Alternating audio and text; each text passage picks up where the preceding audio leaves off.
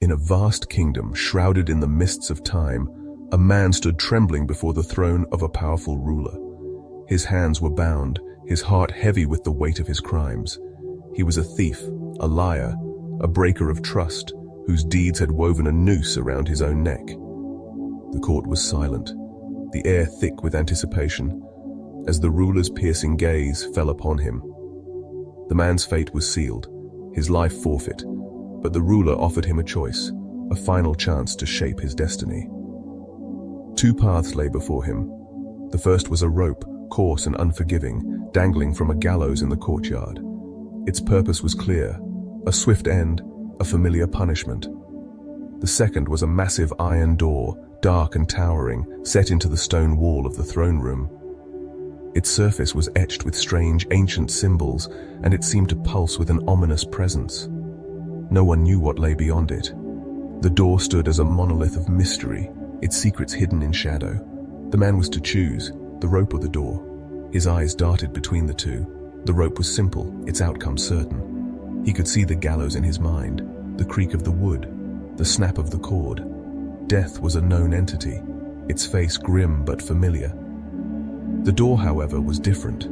It loomed like a spectre, its iron surface cold and unyielding. His imagination ran wild, conjuring horrors that might await. Perhaps a beast with claws like daggers lurked behind it, ready to tear him apart. Or maybe a cruel machine designed to prolong suffering in ways too horrific to fathom. His mind painted vivid pictures of torture, of fire, of endless darkness. The unknown stretched before him like an abyss, and his heart quailed at its depths. Fear gripped him, tighter than the chains on his wrists. The rope, though grim, was a path he could understand.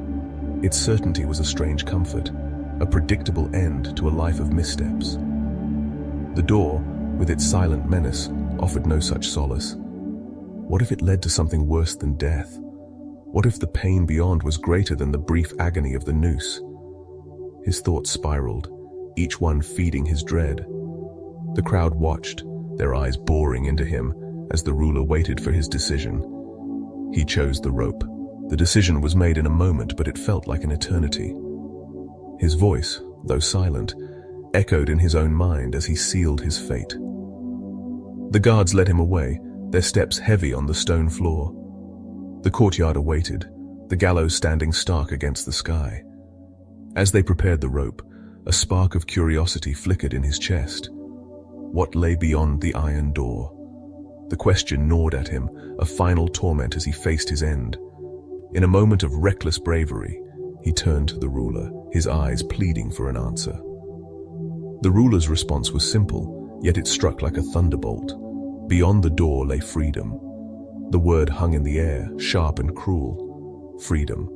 The one thing he had never truly known, the one thing his choices had always stolen from him. His crimes, his fears, his refusal to face the unknown, they had all led him here to this moment, to the rope. The irony was a blade in his heart. He had chosen death because he feared the door's mystery, because he could not trust the possibility of something better. And now, as the noose tightened, he understood the weight of his choice. The kingdom had seen many stand before that door. Thieves, murderers, betrayers, all had faced the same choice, and almost all had chosen the rope. The door's shadow was too vast, its secrets too terrifying. The human heart, so quick to cling to what it knows, recoiled from the uncertainty of what might be. The ruler never forced the choice. It was always theirs to make. Yet the pattern held, time and again. The rope was chosen, the door ignored, and freedom remained untouched, hidden behind iron and fear. The man's story spread through the kingdom, whispered in taverns and murmured in homes. It became a tale not of crime, but of choice. It spoke to the quiet moments when people stood at their own crossroads, facing their own iron doors. Life, after all, was full of such doors.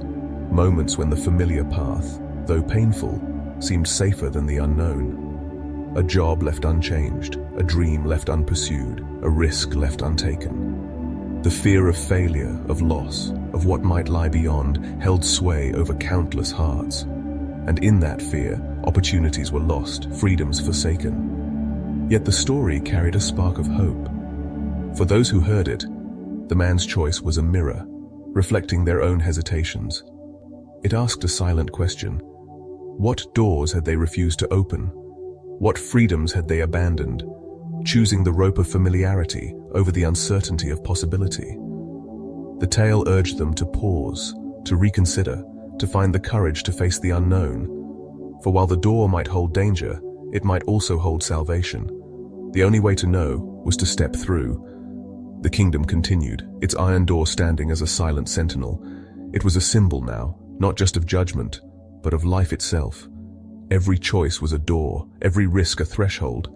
The man's fate was a lesson carved in stone. Fear of the unknown could chain a soul more surely than any prison. But courage could unlock the world. To step through the door, to embrace the mystery, was to claim the chance for something greater. Freedom, happiness, a new beginning. They all waited, not in the safety of the known, but in the uncharted spaces beyond. And so the story lived on, a beacon for the fearful, a call to the brave. It reminded all who heard it that life's greatest rewards often lay just beyond the shadow of fear. The iron door, cold and daunting, was not a barrier, but an invitation. To those willing to turn the handle, it promised not just survival, but the chance to truly live.